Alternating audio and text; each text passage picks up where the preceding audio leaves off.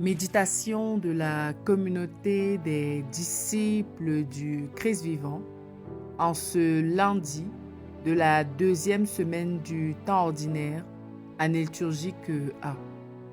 Première lecture. Lecture du premier livre de Samuel au chapitre 15, les versets 16 à 23.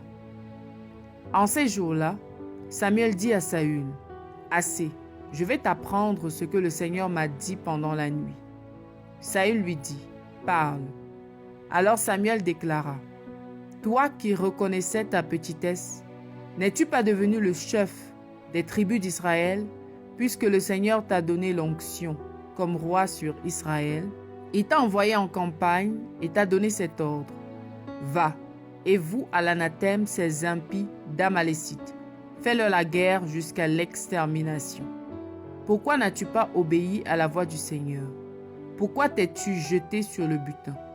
Pourquoi as-tu fait ce qui est mal aux yeux du Seigneur? » Saül répondit à Samuel, « Mais j'ai obéi à la voix du Seigneur. Je suis allé là où il m'envoyait. J'ai ramené Agag, roi d'Amalek, et j'ai voué Amalek à l'anathème. Dans le butin, le peuple a choisi le meilleur de ce qui était voué à l'anathème, petit et gros bétail, pour l'offrir en sacrifice au Seigneur ton Dieu à Gilgal. » Samuel répliqua, « Le Seigneur aime-t-il les holocaustes et les sacrifices autant que l'obéissance à sa parole? Oui, l'obéissance vaut mieux que le sacrifice. La docilité vaut mieux que la graisse des béliers. La révolte est un péché comme la divination. La rébellion est une faute comme la consultation des idoles.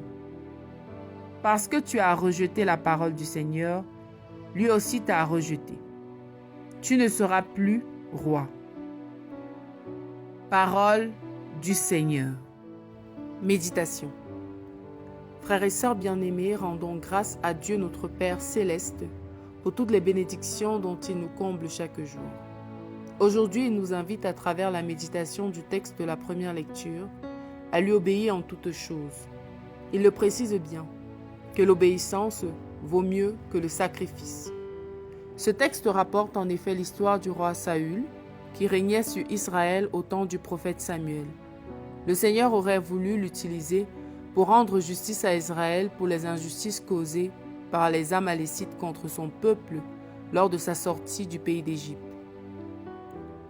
Le Seigneur avait alors ordonné au roi d'éliminer tous les Amalécites ainsi que leur bétail. Mais arrivés dans ce pays, le roi et ses guerriers se sont laissés corrompre par la grosseur et la beauté du bétail qui s'y trouvait. Ils ont donc tué les Amalécites en épargnant leur roi et le meilleur de leur bétail. Et pour justifier leurs actions, le roi Saül se précipita pour offrir au Seigneur une partie du bétail que lui et ses guerriers avaient ramené d'Amalek. Mais cet acte n'a pas plu au Seigneur. Il a été déçu par ce comportement de désobéissance. Bien-aimé, il arrive parfois dans notre vie que nous fassions des compromis en espérant pouvoir corrompre le Seigneur et par la suite le faire avec des sacrifices. Combien de fois avons-nous péché consciemment avec pour alibi qu'après nous irons nous confesser et ferions pénitence? Combien de fois avons-nous fait semblant d'écouter la voix du Seigneur alors qu'en réalité nous poursuivions nos propres intérêts? Le Seigneur le dit clairement aujourd'hui. L'obéissance vaut mieux à ses yeux que n'importe quel sacrifice. Ce qu'il attend de nous, ce n'est pas d'abord ce que nous lui donnons, c'est l'obéissance à sa parole. Nous pouvons certainement offrir beaucoup de choses au Seigneur, mais très souvent, nos sacrifices sont accompagnés de mauvaises intentions ou alors sont sous-tendus par de mauvaises raisons. De ce fait, ils ne peuvent pas plaire au Seigneur. Frères et sœurs, nous savons que nous désirons plaire au Seigneur de tout notre cœur. Il nous donne aujourd'hui le moyen le plus sûr d'y parvenir, lui obéir en toutes choses et en tout temps. Ce n'est qu'ainsi que nous pourrions être sûrs de ne pas nous tromper.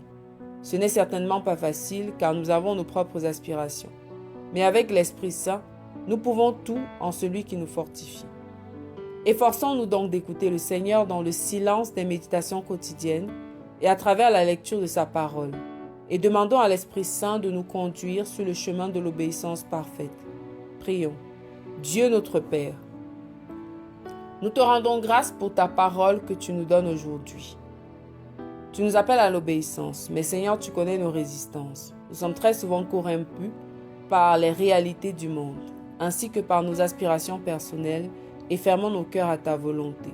Nous t'en prions, pardonne-nous toutes nos résistances et comble-nous de ton esprit d'obéissance, afin que nous apprenions par lui les vertus de l'écoute et de l'obéissance.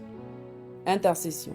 Seigneur Jésus, nous te confions tous les responsables politiques et socio-économiques de notre monde.